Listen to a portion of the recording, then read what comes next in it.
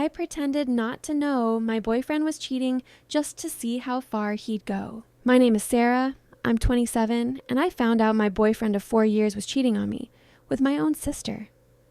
If this sounds like some trashy soap opera plot, I wish it was.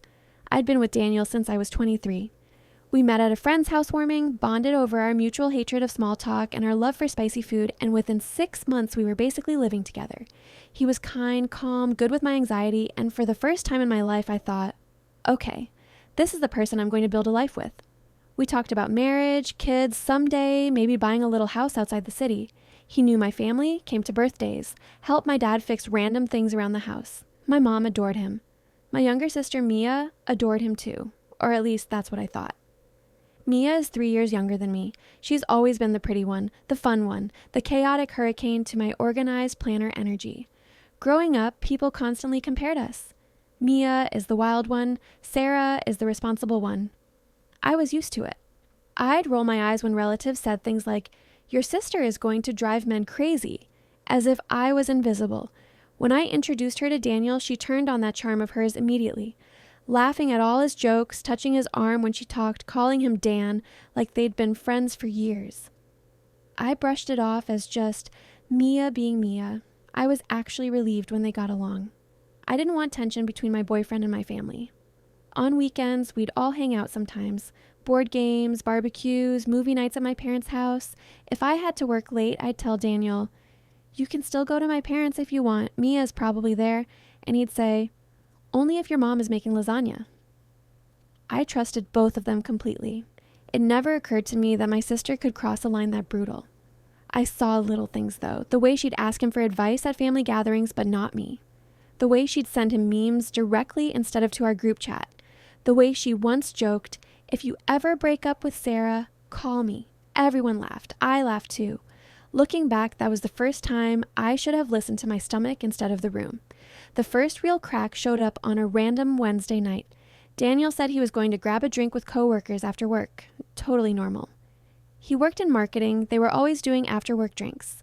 I stayed home, put on a face mask, and started a movie. An hour later, I got a message from my mom in the family group chat. A blurry photo of Mia at a restaurant, glass of wine in hand, with the caption, "Look who finally visits us." In the background of the photo, barely visible but unmistakable, was Daniel's jacket, the same green one he wore constantly. I zoomed in. I knew that jacket like I knew my own reflection. "Is Daniel there?" I texted Mia, privately. She replied 10 minutes later, "No, he's at work drinks, remember? Mom just posted an old pic lol."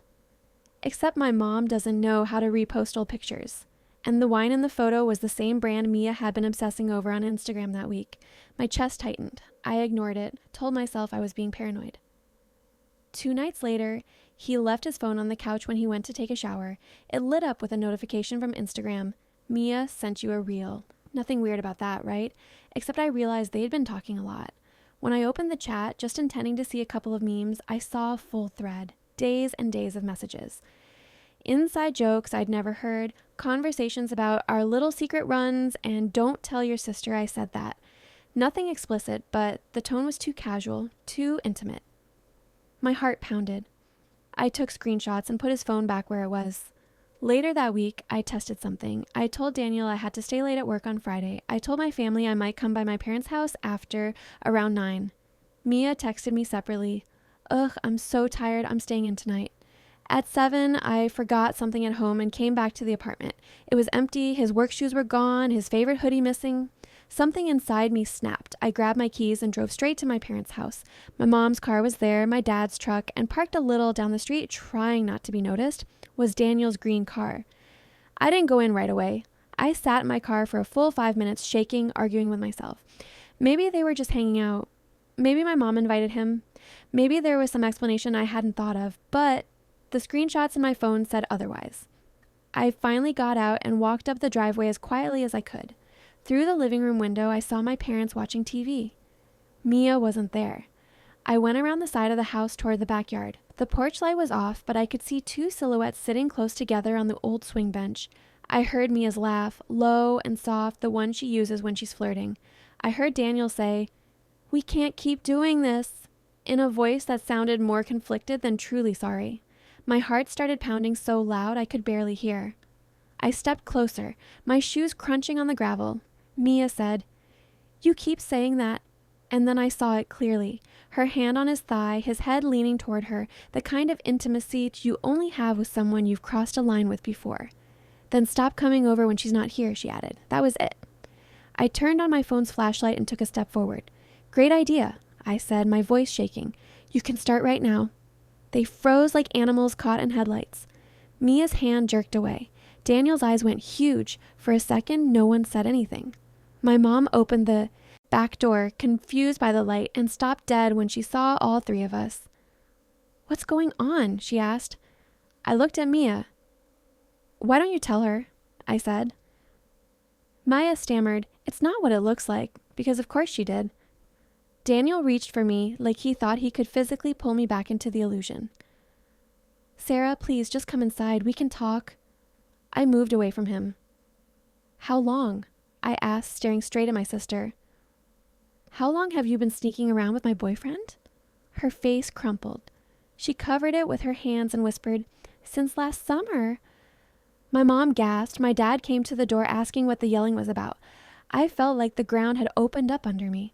Last summer was when Daniel and I had gone through a rough patch, when I had been stressed with the promotion and told him I needed a little space to focus. Apparently, he had interpreted space as sleep with my sister behind my back. The rest of that night was chaos. My mom started crying, my dad started yelling, Mia was sobbing, Daniel kept trying to explain. He said the ugliest phrases I think I've ever heard in my life. We didn't mean for it to happen. We were both lonely. It just sort of started, and then we didn't know how to stop. He tried to shift some blame onto me, saying, "You were so busy, Sarah. You were always tired. You kept pushing me away." Like that gave him permission to crawl into my family and pick the person genetically closest to me. Mia kept saying, I'm sorry, I'm so stupid." But there was this edge of defensiveness under it, like she wanted me to understand her side. "I've always felt like I get your leftovers," she whispered at one point. "You had the career, the stability, the perfect boyfriend. I just wanted something that was mine." That broke something in me. "He was never yours," I said. "He was mine, and you knew that. You didn't steal a sweater out of my closet, Mia. You helped yourself to my whole life." My parents tried to get me to sit down, to calmly talk it through, but I was done talking. I took the key to our apartment off my keyring and threw it at Daniel's feet. "Grab your stuff before I get home tonight," I said. "If you're still there when I arrive, I'm calling the cops." Then I looked at Mia. "And you? I don't know who you are, but you're not my sister right now." I left while my mom called after me and my dad started laying into them both. I drove around for an hour, sobbing, screaming into the steering wheel, before finally going back to the apartment. Daniel was gone. His drawers were half empty, his side of the closet bare. He left his toothbrush and a hoodie like some pathetic ghosts of the life we'd planned. I threw them in a trash bag and took them straight to the dumpster. It's been months since that night. I've gone low contact with my family. My mom sends me messages saying, "Family is family. You have to forgive eventually. Like betrayal is just something that happens over dinner and you shrug off." Mia wrote a long email about working on herself, about how we were both victims of Daniel's manipulation. I haven't answered. I'm in therapy, rebuilding my sense of trust from the ground up. Some days I feel strong, like I dodged a bullet. Other days I miss the version of my life where I still had a boyfriend and a sister I believed in. But I know this. If someone is willing to destroy your trust to satisfy their own loneliness or jealousy, they don't deserve a front row seat in your life. So if you were in my place, listening to this, could you ever forgive a sister who slept with your partner behind your back? Or is that the kind of betrayal that permanently changes who counts as family to you?